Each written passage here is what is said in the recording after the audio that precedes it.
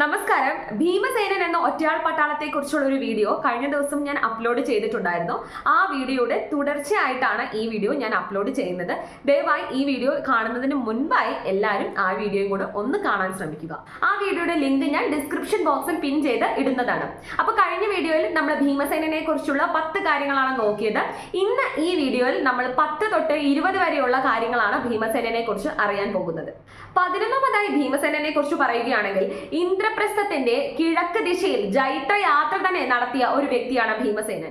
യുധിഷ്ഠിരൻ ഇന്ദ്രപ്രസ്ഥത്തിന്റെ രാജാവായപ്പോൾ രാജസൂയ യജ്ഞം നടത്തുകയുണ്ട്. അങ്ങനെ കിഴക്കു ദിശയെ കീഴ്പ്പെടുത്താനായി യുധിഷ്ഠിരൻ ഭീമനെ ഏൽപ്പിക്കുന്നുണ്ട്. ആ കാലഘട്ടത്തിലാണ് സാമ്രാട്ട് ജരാസന്ധൻ 100ഓളം രാജാക്കന്മാരെ തന്റെ തടവറയിൽ വെച്ചിരിക്കുന്നത്. ഇത് മനസ്സിലാക്കുന്ന ഭീമസേനൻ ജരാസന്ധനെ വധിക്കണമെന്ന് തീരുമാനമെടുത്ത് ജരാസന്ധന്റെ രാജ്യമായ മഗധയിലേക്ക് യാത്ര ആരംഭിച്ചു. തുടർന്ന് മഗധയിലെത്തുന്ന ഭീമസേനൻ ജരാസന്ധനുമായി ഒരു വലിയ മല്ലയുദ്ധത്തിൽ ഏർപ്പെടുകയും ജരാസന്ധനെ അതിവ്യത്യസ്തമായ രീതിയിൽ തന്നെ വധിക്കുകയും ചെയ്തു. ജരാസന്ധന്റെ വധം എന്ന് പറയുന്നത് മഹാഭാരതം എന്ന ഇതിഹാസം തന്നെ എടുത്തു നോക്കുമ്പോൾ വളരെ വ്യത്യസ്തമായതായിരുന്നു. ജര എന്ന രാക്ഷസി സന്ധിപ്പിച്ചത് കൊണ്ടാണ് ജരാസന്ധൻ എന്ന പേര് ലഭിക്കുന്നത്.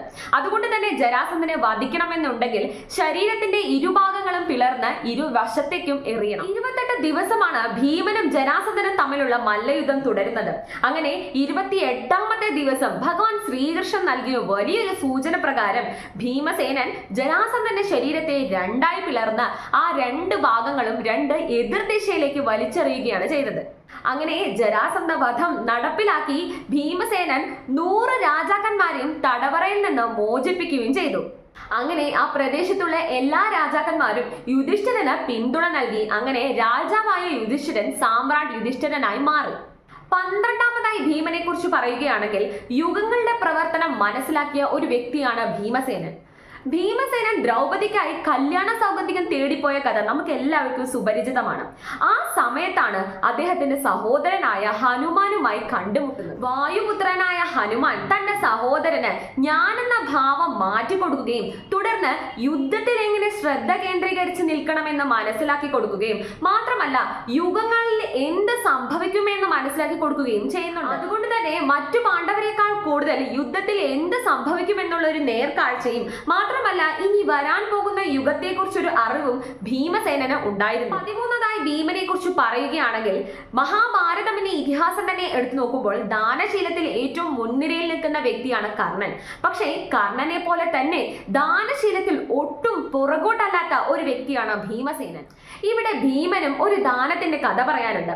മഹാഭാരത യുദ്ധത്തിൽ ഭീമന്റെ തേരാളിയായിരുന്നു വിശ്വഖൻ. അനന്തരം തന്നെ ഇത്രയും നാൾ സേവിച്ച വിശ്വഖന് ഭീമൻ 14 ഗ്രാമങ്ങൾ, 100 സേവകർ, 20 രഥങ്ങൾ എന്നിവയൊക്കെയെല്ലാം ഭീമസേനൻ ദാനമായി നൽകുന്നുണ്ട്. 14ാമതായി ഭീമനെ കുറിച്ച് പറയുകയാണെങ്കിൽ ആദ്യവും അന്ത്യവും കുറിച്ചത് ഭീമസേനനാണ്. അതായത് മഹാഭാരത യുദ്ധം ആരംഭിച്ചതും അവസാനിപ്പിച്ചതും ഭീമസേനനാണ്. ശ്രീകൃഷ്ണൻ ഗീതോപദേശം അവസാനിപ്പിക്കുന്ന ഉടൻ തന്നെ കൗരവ പടയോട് അലറി ഓടുന്നത് ഭീമസേനനാണ്.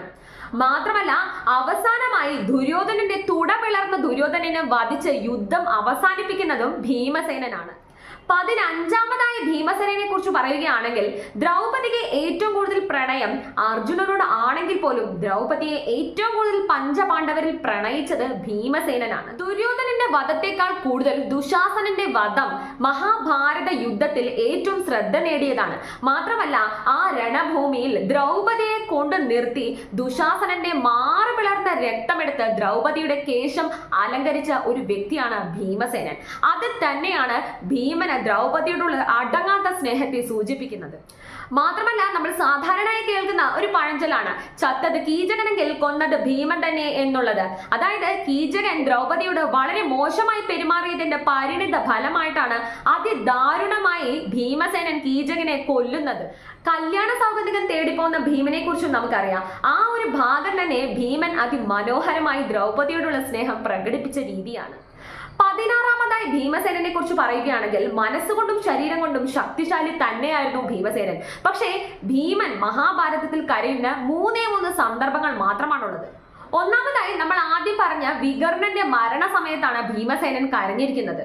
2 അരക്കില്ലത്തിൽ നിന്ന് രക്ഷപ്പെട്ടു വരുന്ന തന്റെ മാതാവും സഹോദരങ്ങളും കുടിക്കാനുള്ള വെള്ളത്തിന് പോലും അലയുന്ന സന്ദർഭം വരുന്ന സമയത്താണ് ഭീമൻ കരഞ്ഞിരിക്കുന്നത്. 3-ാമതായി താൻ ഏറ്റവും സ്നേഹിക്കുന്ന തന്റെ പത്നിയെ കീചകൻ ഒരു മോശമായ കണ്ണിലൂടെ കാണുമ്പോഴും, അത് മാത്രമല്ല ദ്രൗപദിയോട് വളരെ മോശമായ രീതിയിൽ കീചകൻ പെരുമാറിയതിന്റെയും പരിണത ഫലമായിട്ടാണ് ഭീമൻ വിഷമപ്പെട്ട് കരയുന്നത്. 7-ാമതായി ഭീമനെ കുറിച്ച് പറയുകയാണെങ്കിൽ, നിദ്രയില്ലാത്ത ഒരു ഭീമനെ നമുക്ക് മഹാഭാരതത്തിൽ കാണാൻ കഴിയും.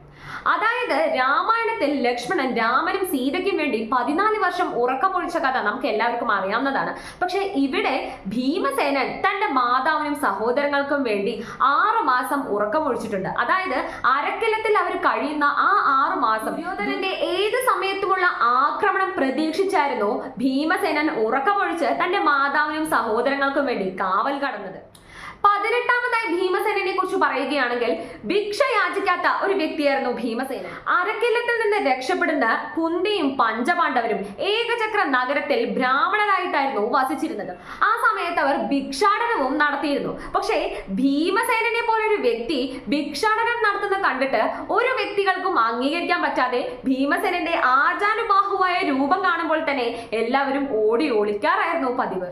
ഇതിനോടകം തന്നെ ഭീമസേനൻ ഭിക്ഷ ആ പ്രക്രിയ തന്നെ അവസാനിപ്പിച്ചു. അതുകൊണ്ട് തന്നെ ഭീമനെ കണ്ട് ഭയന്ന ഗ്രാമവാസികൾ ഒരു പാരിതോഷികം എന്ന രീതിയിലായിരുന്നു പദാർത്ഥങ്ങൾ ഭീമന് നൽകിയത്. അവിടെ വെച്ചാണ് ആജാനുബാഹുവും ശക്തിശാലിയുമായ ഭീമസേനൻ ബകാസുരനെ വധിക്കുന്നത്. 19-ാമതായി ഭീമസേനനെ കുറിച്ച് പറയുകയാണെങ്കിൽ, ആനകളുടെ അന്തകനായിരുന്നു ഭീമസേനൻ. ബാല്യകാലത്ത് തന്നെ ദുര്യോധനന്റെയും ശകുനിയുടെയും വിഷപ്രയോഗത്തിന് ശേഷം ഭീമസേനൻ നാഗലോകത്ത് ചെന്ന് എത്തുകയും തുടർന്ന് നാഗരാജാവായ വാസുകി 1000 ആനകളുടെ ശക്തി നൽകി ഭീമനെ അനുഗ്രഹിച്ചിട്ടുണ്ട്. മഹാഭാരത യുദ്ധത്തിൽ മദഗജങ്ങൾ വലിയൊരു പങ്ക് വഹിച്ചിട്ടുണ്ട്. അതുകൊണ്ട് തന്നെ ഭീമസേനന്റെ ഭുജങ്ങൾ കൊണ്ടാണ് എല്ലാ മദഗജങ്ങളെയും ഉന്മൂലനം ചെയ്തിരിക്കുന്നത്. ഭീമസേനൻ തന്റെ കൈകൾ മാത്രം ഉപയോഗിച്ച് 10,000-ഓളം ഗജങ്ങളെ അവരുടെ മസ്തകത്തിലിടിച്ച് നിലത്തടിച്ച് ചവിട്ടി കൊന്നിട്ടുണ്ട്. ഇത് മഹാഭാരത യുദ്ധത്തിൽ പാണ്ഡവരുടെ വിജയത്തിന് വലിയൊരു കാരണമായി തീർന്നിട്ടുമുണ്ട്. 20-ാമതായും അവസാനമായും പറയാനുള്ളത് പാചകക്കാരനായ ഭീമനെ കുറിച്ചാണ്.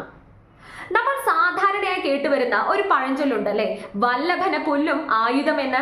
അതായത് ഈ ഒരു പഴഞ്ചൊല്ലിന് പിന്നിൽ വലിയൊരു കഥയുണ്ട്. പാണ്ഡവരുടെ അജ്ഞാതവാസ സമയത്ത് വിരാട രാജ്യത്ത് അവർ ചെന്ന് എത്തിച്ചേരുന്നുണ്ട്. അവിടെ അവരെല്ലാവരും ഓരോരോ കഥാപാത്രങ്ങളായി മാറുമ്പോൾ ഭീമസേനൻ അവിടെ പാചകക്കാരനായിട്ടാണ് മാറുന്നത്.